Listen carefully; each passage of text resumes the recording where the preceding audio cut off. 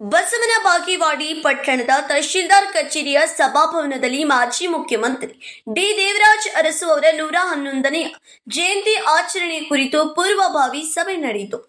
ಸಭೆಯನ್ನು ಉದ್ದೇಶಿಸಿ ಮಾತನಾಡಿದ ವೈಎಸ್ ಸೋಮನಕಟ್ಟಿಯವರು ಇಂದೇ 20ರಂದು ನಡೆಯಲಿರುವ ದೇವರಾಜ ಅರಸು ಜಯಂತಿ ಕಾರ್ಯಕ್ರಮವನ್ನು ವಿವಿಧ ಸಂಘಟನೆಗಳ ಮುಖಂಡರು, ಊರಿನ ಹಿರಿಯರು ಹಾಗೂ ಪದಾಧಿಕಾರಿಗಳು ಒಟ್ಟುಗೂಡಿ ಅತ್ಯಂತ ಸಂಭ್ರಮದಿಂದ ಆಚರಿಸೋಣ ಎಂದು ಕರೆ ನೀಡಿದರು.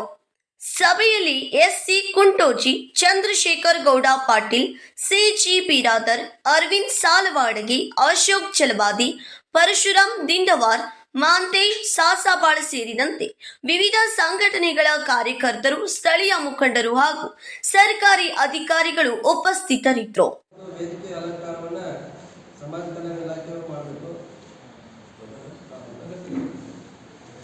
ಆಮೇಲೆ banners CRIDL department 5 ಬ್ಯಾನರ್ಸನ್ನು CRIDL department ಅವರು ಮಾಡಬೇಕು. ಆಮಂತ್ರಣ ಪತ್ರಿಕೆ ಮತ್ತು ಚಾರ್ಜಸ್ ಅಗ್ರಿಕಲ್ಚರ್ ಡಿಪಾರ್ಟ್ಮೆಂಟ್, ಕೃಷಿ ಇಲಾಖೆ ನೀವು ವಹಿಸ್ಕೊಳ್ಬೇಕು. ಅನುಕೋಪಹಾರ ವ್ಯವಸ್ಥೆ PWD ಮತ್ತು ಸಬ್ ರಿಜಿಸ್ಟರ್ ಆಫೀಸ್ ನೀವು ಮಾಡಿ. ಆಮೇಲೆ ಗಣ್ಯ ವ್ಯಕ್ತಿಗಳಿಗೆ ಪುಸ್ತಕ ವಿತರಣೆ ಹಾಗೂ ಹೋಗುತ್ತಿರುವ ಸಮರ್ಪಣೆ ಕಾರ್ಮಿಕ ಇಲಾಖೆ, ಲೇಬರ್ ಡಿಪಾರ್ಟ್ಮೆಂಟ್ ವಹಿಸಿಕೊಳ್ಳಬೇಕು.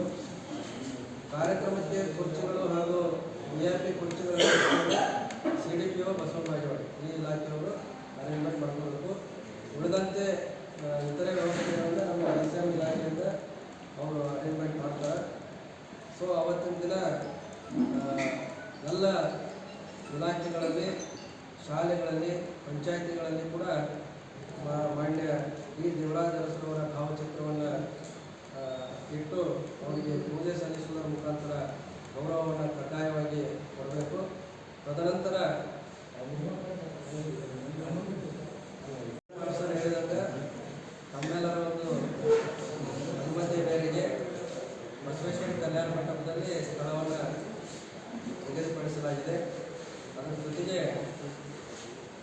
ಡಿ ದೇವರಾಜ ಅರಸರವರ ಒಂದು ಭಾವಚಿತ್ರ ಮೆರವಣಿಗೆಯನ್ನು ಕೂಡ ಬಸವೇಶ್ವರ ಸರ್ಕಲ್ನಿಂದ ಪ್ರಾರಂಭಿಸಿ ಗಣಪತ್ ಚೌಕ್ ಮುಖಾಂತರ ವಾಪಸ್ಸು ಈ ಒಂದು ಬಸವೇಶ್ವರ ಕಲ್ಯಾಣ ಮಂಟಪಕ್ಕೆ ಆಗಮಿಸುವಂಥ ಒಂದು ರೋಡನ್ನು ಕೂಡ ನಾವೆಲ್ಲ ಡಿಸೈಡ್ ಮಾಡಿದ್ದೀರಿ.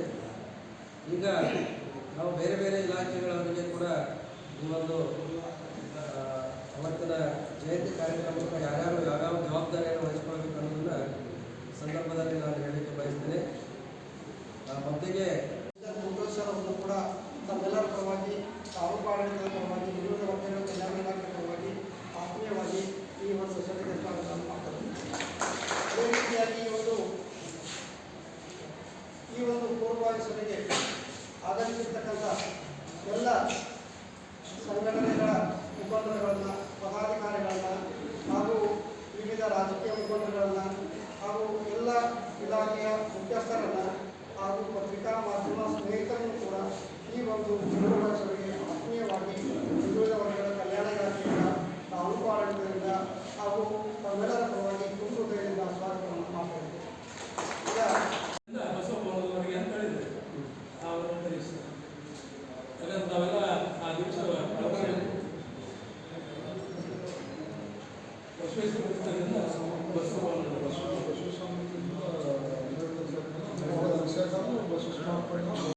ಈ ವರ್ಷವೂ ಕೂಡ ನಮ್ಮ ಇಲಾಖೆಯ ಆಯುಕ್ತರ ನಿರ್ದೇಶದ ಅನ್ವಯ ನಮ್ಮ ಇಲಾಖೆಯ ಪಿತಾಮಹರು, ಇಲಾಖೆಯನ್ನು ಮುಖ್ಯವಾಗಿ ಮಹಾನ್ ವ್ಯಕ್ತಿಗಳಾದಂಥ ಸನ್ಮಾನ್ಯ ಶ್ರೀ ಮಾಜಿ ಮುಖ್ಯಮಂತ್ರಿಗಳಾದಂಥ ಡಿ ದೇವರಾಜ ಅರಸು ಅವರ 111ನೇ ಜನ್ಮ ದಿನಾಚರಣೆಯನ್ನು ಅರ್ಥಪೂರ್ಣವಾಗಿ ತಾಲೂಕು ಮಟ್ಟದಲ್ಲಿ ಆಚರಿಸುವ ಪ್ರಯುಕ್ತ ಈ ಸಭೆಯನ್ನು ಆಯೋಜನೆ ಮಾಡಲಾಗಿತ್ತು.